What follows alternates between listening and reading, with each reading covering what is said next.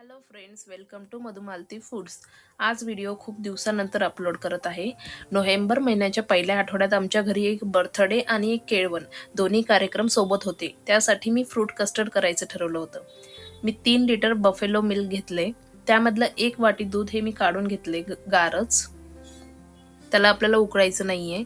दुधाला एक उकळी आल्यावर मी यामध्ये सर्वप्रथम टाकणार आहे केसर. केसरला कलर यायला वेळ लागतो, त्यामुळे मी सर्वात आधी केसर टाकले. हे मिक्स करून घेते.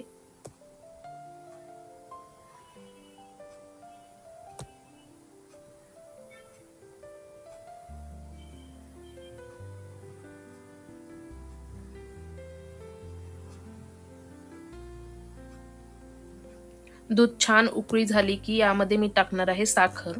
इथे मी सर्वात आधी 1.5 वाटी साखर टाकली आहे. एवढ्या मोठ्या क्वांटिटीमध्ये मी फर्स्ट टाइम करत होते, त्यामुळे मी थोडी थोडी साखर टाकून हे बनवले. तर टोटल मी यामध्ये 4.5 वाट्या साखर टाकले. तेव्हा माझं कस्टर्ड हे एक लाईट गोड झालतं. जर तुम्हाला मीडियम गोड हवं असेल तर तुम्ही 6 वाट्या साखर टाका. आता ही 4.5 वाटी टाकून झाली साखरची. यामध्ये 1 वाटी काजू आणि बदामचे काप करून टाकलेत. मिक्स केले आणि याला उकळी येऊ दिली आहे. साखर मेल्ट झाली की मी जे काढून ठेवलेलं दूध आहे त्यामधलं अर्धं दूध घेऊन त्यामध्ये 3 चमचे कस्टर्ड पावडर टाकते. हे व्हॅनिला फ्लेवरचं कस्टर्ड पावडर आहे.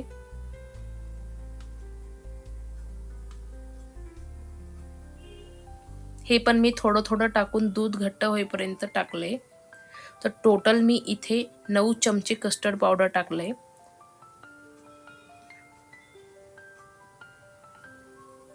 हे गार दुधात मिक्स केलं तरच हे छान मिक्स होते, नाहीतर याच्या गाठी होतात. थोडं थोडं टाकून मी मिक्स करते.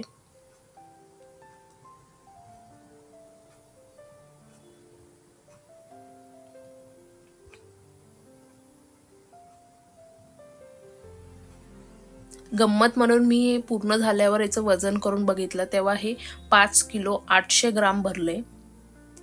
म्हणजे टोटल मी 6 किलोचं फ्रूट कस्टर्ड केलं आणि हे टोटल 30 लोकांना पुरलं आणि अजून उरलं पण होतं. बघा, मी परत 3 चमचे टाकले, म्हणजे टोटल 6 चमचे टाकून पण दूध अजून घट्ट झालं नाहीये. त्यासाठी मी शेवटचे परत 3 चमचे ॲड केलेत.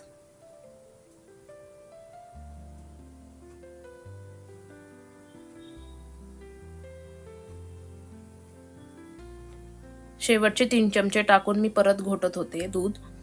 आणि मला हे संध्याकाळी हवं होतं बर्थडे आणि केळवणसाठी, त्यामुळे मी हे सकाळी केलं, म्हणून हे जास्ती घट्ट झालं नव्हतं. तर मला इथे अजून 3 चमचे ॲड करायचे होते. त्यामुळे तुम्ही जर एवढ्या प्रमाणात करत असाल तर तुम्ही 9 चमच्याऐवजी 12 चमचे कस्टर्ड पावडर टाका. तेव्हा हे दूध घट्ट होईल. आणि गार झाल्यावर मला वाटलं की हे अजून घट्ट होईल, पण हे एवढं पाहिजे तेवढं घट्ट झालं नाहीये. आणि हे जर करायचं असेल तर आपण आदल्या दिवशी रात्रीच केलेलं ओके आहे. म्हणजे रात्रभर हे फ्रीजमध्ये गार होऊन घट्ट होते आणि सकाळी यामध्ये फ्रूट्स ॲड करून आपण संध्याकाळी सर्व करू शकतो. आता हे घट्ट झालंय. मी गॅस बंद केला आणि यामध्ये एक मेन इन्ग्रेडियंट टाकायचा, जे आहे इलायची पावडर. यामुळे कस्टर्डला एक छान चव येते. आपण केसर टाकलंय, कस्टर्ड पावडर टाकलंय, पण हे इलायची पावडर हे खूप इम्पॉर्टंट आहे यामध्ये. त्यामुळे बाहेरसारखी चव येते कस्टर्डला. आणि याला आता गार होऊ द्यायचे. पूर्ण गार झाल्यावरच फळं ॲड करायची. फळांमध्ये डाळिंब, चिक्कू, द्राक्ष, ॲपलचे मी साल काढून घेतले आणि केळी हे एकासारखे बारीक कापून घेतलेत. आता मी यामध्ये ॲड करून घेते.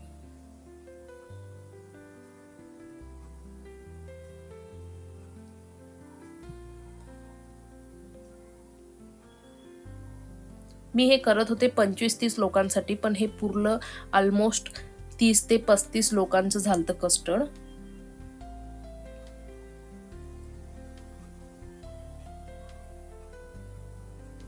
जर तुम्ही घरात 4 लोकांसाठी करत असाल तर तुम्ही अर्धा लिटर दुधाचं केलं तरी चालते.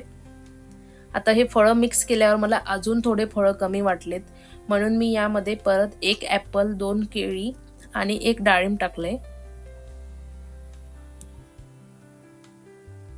आणि हे छान मिक्स करून आता यामध्ये मी टाकते टूटी फ्रुटी. त्याने कलर आणि एक छान चव येते. आणि या प्रकारे फ्रूट कस्टर्ड तयार आहे. तुम्हाला ही रेसिपी आवडली असेल तर चॅनलला लाईक करा, शेअर करा आणि कमेंट करा. Thank you.